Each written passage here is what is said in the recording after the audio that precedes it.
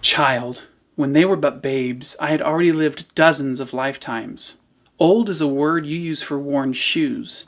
I'm something else entirely. She trembled, looking into those blue eyes. Shadows played within them, shapes moved, and were worn down by time. Boulders became dust, mountains became hills, rivers changed course, seas became deserts.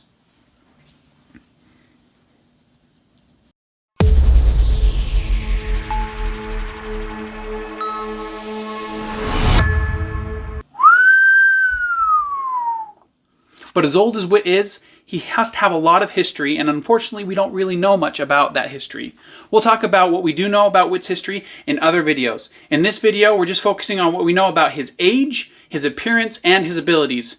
Of course, because we're talking about Wit, he's crossed the span of the whole Cosmere, so there's definitely going to be spoiler alerts from Oathbringer, from Words of Radiance, from Way of Kings, Arcanum Unbounded, Elantris, Warbreaker, basically the entire Cosmere works. So what we do know about Wit's age, we know that he was around during or before the shattering of Adonalsium, the god over the entire Cosmere, and he participated in that event in some way.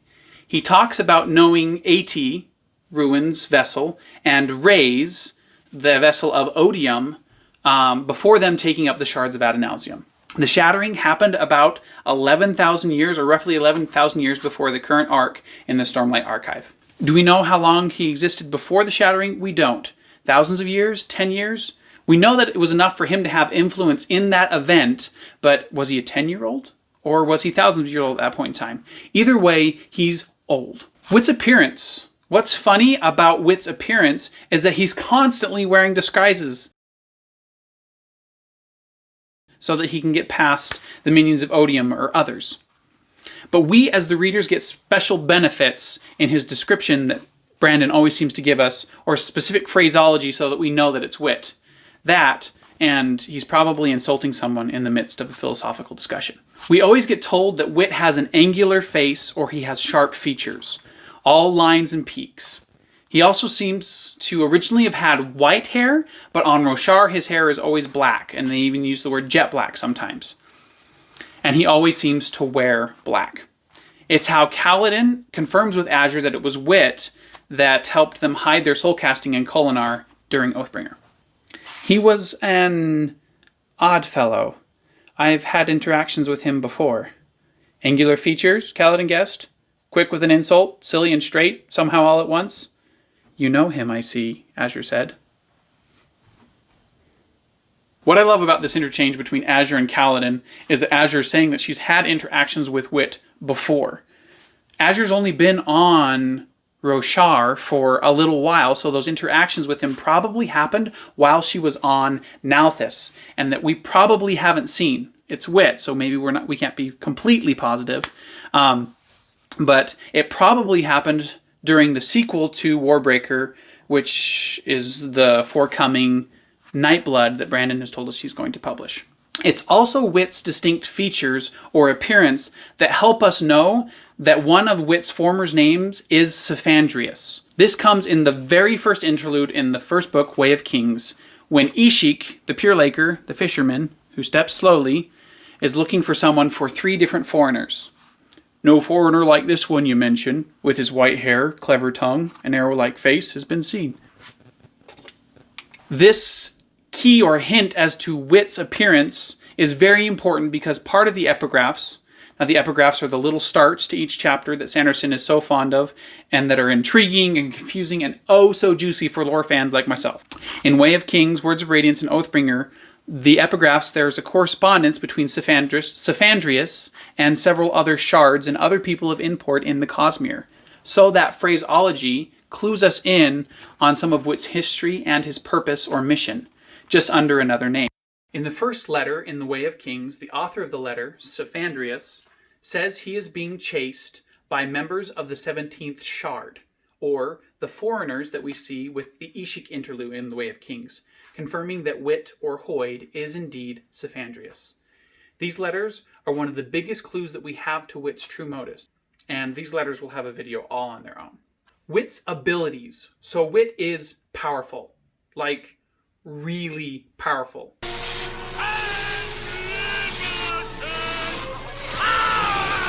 It just gets thought about less because Brandon Sanderson draws attention to the fact that Wit is using his powers less, and often because we are seeing Wit from somebody else's perspective, and they may not know the power that Wit has. World hopping seems to be akin to collecting.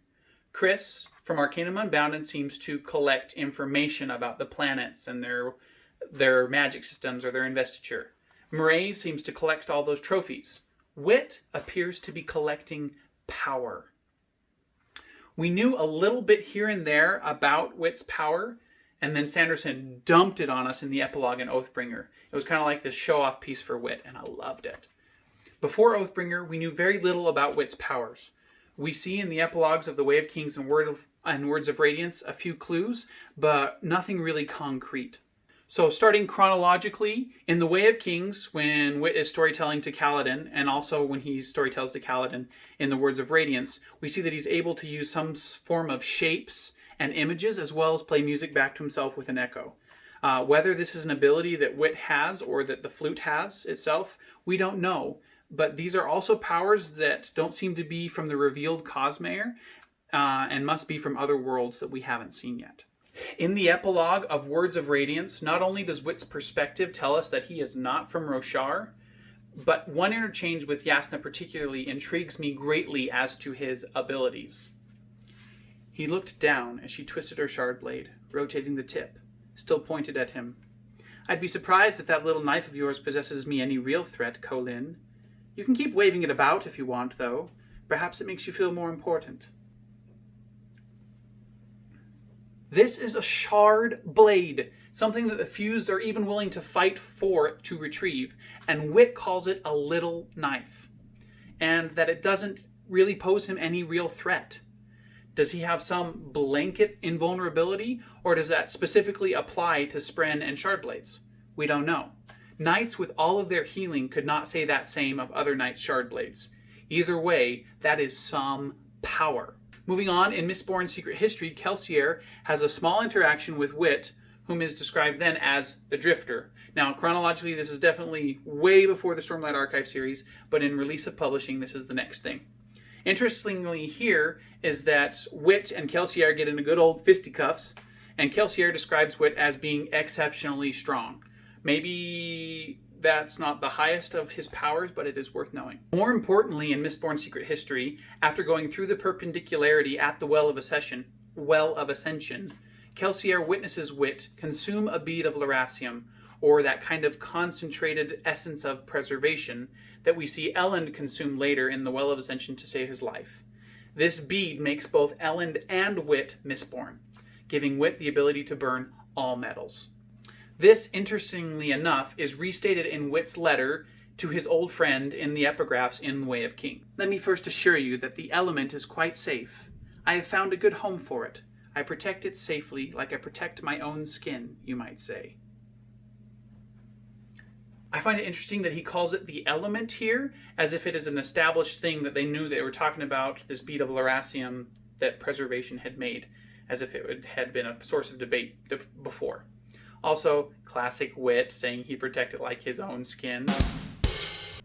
We also see Wit put metals in his drink while he is at the fair held at Shallan's father's estates, and Shallan is the one who sees him put metal into his drink, confirming that he is indeed a metal burner or Mistborn.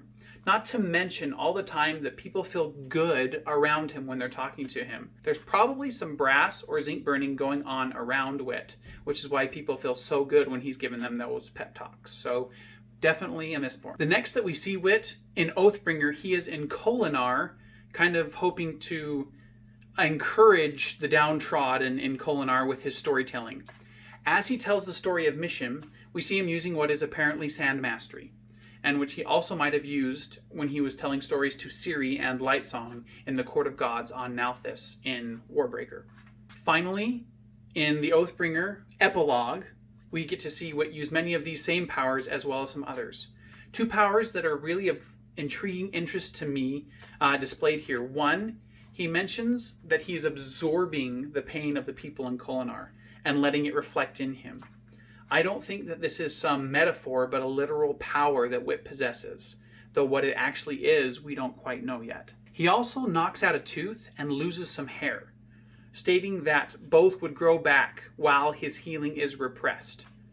What power is this? With feruchemy and surge binding, he could completely stop the healing if he wanted, while this power appears to still heal him even when he attempts to repress it. So is it possibly related to Elantrian power? We haven't seen much from Cell in the powers that he has. Also in this epilogue, we see Wit awaken a little doll for the girl. Rather than gathering the breaths back from the doll, he leaves the breath in it, asking it to protect the girl, indicating that he probably has a large amount of breath. Now, though we are clueless as to what heightening he actually is at. Finally, at the end, we see him rescuing a cryptic spren that was presumably going to bond with Elokar. He shares the beginning of the first oath with that spren, leading to what we can assume is going to be a bond, granting Wit the surges of light weaving and soul casting, as well as further healing, energy, strength, all the things that come from Stormlight, and a shard blade and eventually shard plate if he ascends in the oaths. Although it seems that cryptics don't have ascending oaths quite like the other Knights Radiant do, but more revealing truths, which he probably knows quite a bit about himself to be able to do that.